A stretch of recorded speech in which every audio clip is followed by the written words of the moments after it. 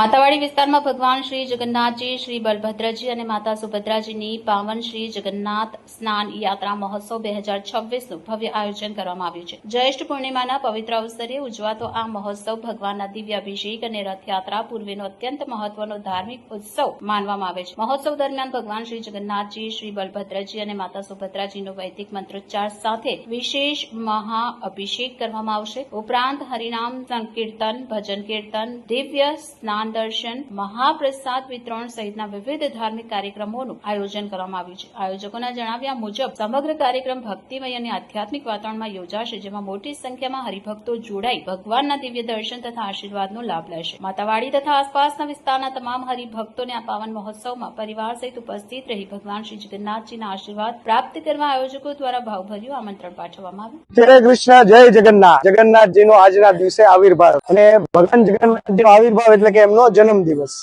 તો આજે શ્રીધામ જગન્નાથપુરી ધામ અને પ્રત્યેક ઇસ્કોનના મંદિરોની અંદર સ્નાન યાત્રા ઉત્સવને બહુ વિશેષ પ્રમાણમાં ઉજવવામાં આવે છે. વર્ષની અંદર ભગવાનની આમ તો 4 યાત્રાઓ હોય છે. એક છે ચંદન યાત્રા, રથયાત્રા, ઝુલન યાત્રા અને ચોથી છે આ સ્નાન યાત્રા. તો ભગવાનને સારી રીતે અલગ અલગ નદીઓના જળથી ભવ્ય સ્નાન કરાવવામાં આવે છે. અને એવી પરંપરા છે જગન્નાથપુરી ધામ શ્રી જગન્નાથજીની કે જગન્નાથજીને આ એક જ દિવસે સ્નાન થાય છે, બીજા દિવસોમાં સ્નાન થતું નથી. અને મંદિરોની અંદર જયારે જગન્નાથપુરી ધામની અંદર પરંપરા અનુસાર સ્નાન કરવામાં આવે છે તો જગન્નાથ ભગવાનની સામે કાચ રાખવામાં આવે છે અને કાચને સ્નાન કરાવવામાં આવે છે.